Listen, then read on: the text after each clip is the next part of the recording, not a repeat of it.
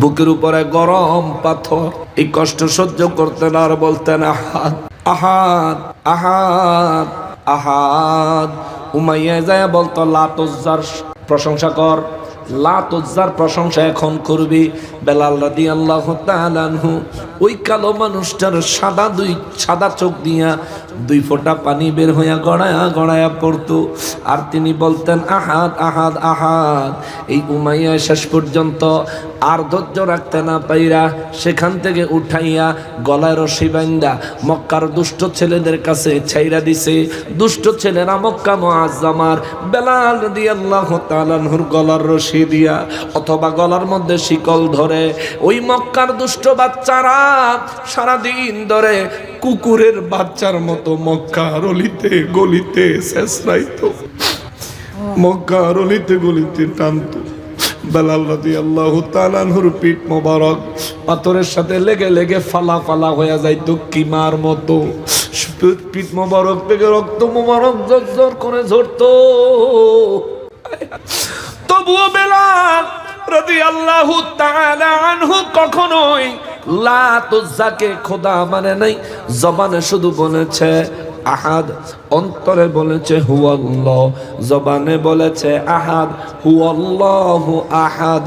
বেলাল রাদিয়াল্লাহু তাআলা আনহুরে সারাদিন ধরে মক্কার অলিতে গলিতে লেসরাইয়া বিকাল বেলায় আবার বেলাল রাদিয়াল্লাহু তাআলা আনহুরে মক্কা এই উমাইয়ার কাছে বাড়ির সামনে এনে ফালায় দিয়ে যাইতো।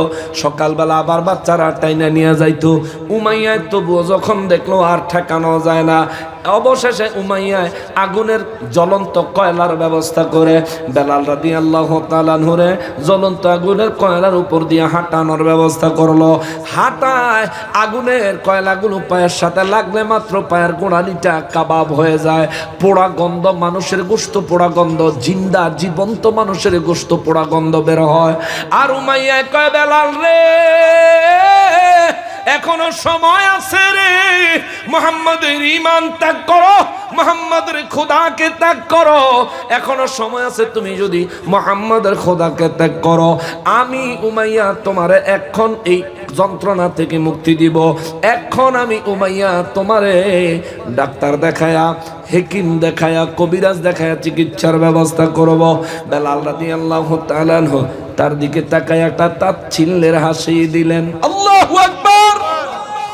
এটা তাচ্ছিল্যের হাসি দিয়া বুঝায়া দিলেন উমাইয়া রে, যদি এই পৃথিবী সারা লাগে পৃথিবী সাইরা দিব, কিন্তু ঈমান সারা যাবে না। আল্লাহু আকবার! আল্লাহু আকবার! আল্লাহু আকবার!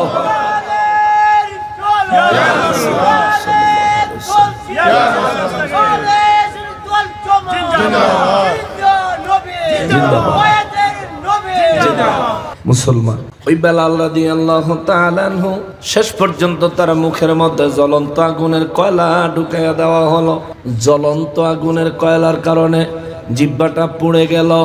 জিহ্বা পুড়ে যাওয়ার কারণে বেলাল রাদিয়াল্লাহু তাআলা আনহুর জবানে যখন আজানের বাণীগুলো উচ্চারিত হতো, আজানের কথাগুলি উচ্চারণ করার সময় জিহ্বা পুড়া যাওয়ার কারণে অনেক সময় শব্দগুলো সঠিকভাবে স্পষ্টভাবে বের হতো না। কিন্তু এই বেলাল রাদিয়াল্লাহু তাআলা আনহু যদি আজান না দিত সকাল হইতো না। সুবহানাল্লাহ। একদিন এক সাহাবী আয়েশা কয়, এ সাহাবীরা রে, বেলালের জবানের আজান বোঝা যায় না, আজকে আমি ফজরের আজান দিই। সাহাবীরা কয় আপনার ইচ্ছা হলে দেন। বেলাল রাদিয়াল্লাহু তাআলা আনহু কিছু বলেন না, কারণ ওনার প্রতি নবীজির নির্দেশ হলো বেলাল তুমি আজান দিবা। নবী নির্দেশ দিছে বেলাল রাদিয়াল্লাহু, সেই নির্দেশের ওভারটেক করে কেমনে? তিনি চুপ করে আছেন। ওই সাহাবী আজান দিলেন, কণ্ঠ সুন্দর, জবানের আওয়াজ সুন্দর, আবার উচ্চারণের শব্দ খুব স্পষ্ট, সুন্দরভাবে আজান দিলেন।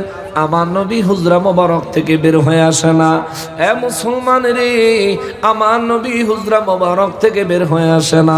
জিবরাইল আমিন আমার নবীর দরবারে আসলেন। আমার নবী কয়, জিবরাইল ফজরের ওয়াক্ত কি হয় নাই? জিবরাইল আমিন বলে, জি হুজুর হয়েছে। তাইলে কি জামাতে নামাজের জন্য যাব না? আমার নবীকে জিবরাইল আমিন বলেন, হুজুর যাবেন আজান হইলে। আমার নবী কয়, জিবরাইল আজান তো হইছে। জিবরাইল আমিন কয়, নবী গো আল্লাহি, ওই আল্লাহর কসম, প্রত্যেক দিন আপনার বেলালের জবানে যখন আজানের ধ্বনি উচ্চারিত হয়, মক্কা মুআজ্জামার আজান, মদিনা মুনাওয়ারার আজানের আওয়াজ সিদরাতুল মুনতাহায় জান্নাতে আল্লাহর আরশে আজিমে পর্যন্ত শোনা যায়। সুবহানাল্লাহ। নবী গো, আজকে যদি বেলাল আজান দিত সিদরাতুল মুনতাহায় তাইকে অবশ্যই আজান শোনা যাইতো। আমি এসেছি খবর নিতে, আজান দেয় না কেন? আল্লাহর ফয়সালা হলো, বেলাল যদি আজান না দেয় সকাল হবে না। সুবহানাল্লাহ। নবী বলেন, বেলাল আজান দিলা না কেন? কয়, হুজুর আমারে মাফ করে দেন। হুজুর সাহাবী রাসূল, তিনিও আপনারা সাহাবী, আমার ভাই, এসে আবদার করেছে আজান দিবে। আমি তার দ্বিতীয় বলি নাই, নাও করি নাই। হুজুর মানা করি কেমনে? তিনি তো আল্লাহর রাসূলের সাহাবী। হুজুর আমি মানা করি কেমনে? আমি তো একটা গোলাম, আমি তো একটা গোলাম মাত্র। হুজুর আমি কেমনে মানা করি? আমি মানা করি না, আবার দিতেও বলি নাই, তিনি আজান দিছে। আমার নবী কয়, বেলাল রে, যা রে বেলাল যা, তুই আজান না দিলে আল্লাহ খবর পাঠাইছে সকাল হবে না। ওই বেলাল রাদিয়াল্লাহু তাআলা আনহুর মর্যাদা, বেলাল রাদিয়াল্লাহু তখনও হায়াতে। মেরাজের রাতে আমার নবী জান্নাতের ভিতরে বেলাল রাদিয়াল্লাহু তাআলা আনহুর কদমের আওয়াজ শুনলেন। সুবহানাল্লাহ। নবী কয়, বেলাল রে বেলাল, মেরাজের রাতে জান্নাতের ভিতরে তুই বেলালের কদমের আওয়াজ শুনলাম রে বেলাল। আল্লাহ আমারে নিয়ে গেল বুরাক দিয়া। ও বেলাল তুই গেলি কেমনে? বেলাল রাদিয়াল্লাহু তাআলা আনহু কয়, নবী গো, মেরাজে যাওয়ার মতন কোন যোগ্যতা আমার নাই গো নবী। ও নবী, আমি কেমনে যাব মেরাজে? এ তো কেবল আল্লাহর রাসূলকে আল্লাহ মর্যাদা দিছে। আমার নবী কয়, বেলাল রে, এ বেলাল, তাইলে তুমি সত্যি করে বলো, কি এমন আমল করো যেই আমলের কারণে জান্নাতে তোমার কদম ধ্বনি পাওয়া গেছে, তোমার পায়ের কদমের চলার শব্দ পাওয়া গেছে? বেলাল রাদিয়াল্লাহু তাআলা আনহু কয়, নবী গো, ও নবী, আমার মতো নাদানের গোলামের লজ্জা দিয়েন না গো নবী। আমি আর কি এমন আমল করি? তবে একটা কাজ করি, আপনাকে কখনো বলি নাই গো নবী। আমি যখনই ওযু করি 2 রাকাত তাহিয়াতুল ওযুর নামাজ আদায় করি। যখনই ওযু করি 2 রাকাত নফল নামাজ আদায় করি। আমার নবী কয়, বেলাল, ওই 2 রাকাত নামাজের নাম রাখলাম তাহিয়াতুল ওযু, ওযুর 2 রাকাত নামাজ। আমার উম্মতের মধ্যে যারা সারা জীবন এই নামাজ আদায় করবে, তুমি বেলাল দুনিয়ায় থাকতে যেমনে জান্নাতে তোমার কদমের আওয়াজ পাওয়া গেছে, আমার ওই উম্মত তুমি বেলালের সঙ্গে জান্নাতি হবে। সুবহানাল্লাহ। বেলাল রাদিয়াল্লাহু তাআলা আনহু 2 রাকাত নামাজ পড়েছেন। প্রত্যেকবার ওযু করার পরে নবীজি এই 2 রাকাত নামাজ পড়তে বলেন নাই।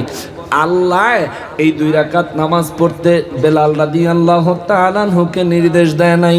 বেলাল রাদিয়াল্লাহ এই 2 রাকাত নামাজ আল্লাহর নির্দেশ ছাড়া, রাসূলের নির্দেশ ছাড়া, নিজের উক্তিতে আল্লাহ পাকের আনুগত্য স্বীকারের জন্য, আল্লাহর দরবারে নিজেকে অবনত দেখানোর জন্য নিজে নিজে উক্তি করে 2 রাকাত নামাজ পড়েছে। ওই 2 রাকাত নামাজ বেলাল রাদিয়াল্লাহু তাআলা আনহুর কদমের আওয়াজ জান্নাতে পৌঁছায়া দিছে। সুবহানাল্লাহ। অথচ এই বেলাল রাদিয়াল্লাহু তাআলা আনহু জীবনের ম্যাক্সিমাম সময় আমার নবীর পিছনে নামাজ পড়েছেন। সুবহানাল্লাহ। আমার নবীজির ইক্তেদা করে জীবনের ম্যাক্সিমাম সময় নামাজ পড়ছেন। নবীজির পিছনে যে নামাজগুলো আদায় করলেন, এই নামাজের কারণে জান্নাতে বেলাল রাদিয়াল্লাহু তাআলা আনহুর কদমের আওয়াজ পাওয়া গেছে এমন বর্ণনা নাই। বর্ণনা হলো ওই 2 রাকাত নামাজ যেটা বেলাল রাদিয়াল্লাহু নিজে নিজে পড়ছে, আল্লাহরও নির্দেশ না, নবীজিরও নির্দেশ না।